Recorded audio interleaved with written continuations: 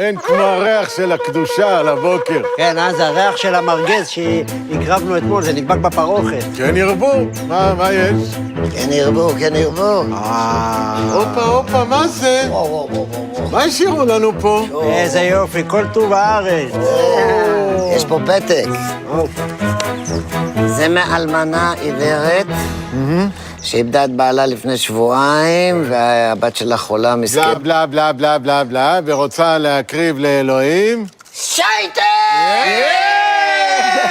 תן, תביא אותו. יאללה, לך תארגן את המזבח, אני אתפלל לפיתות בינתיים.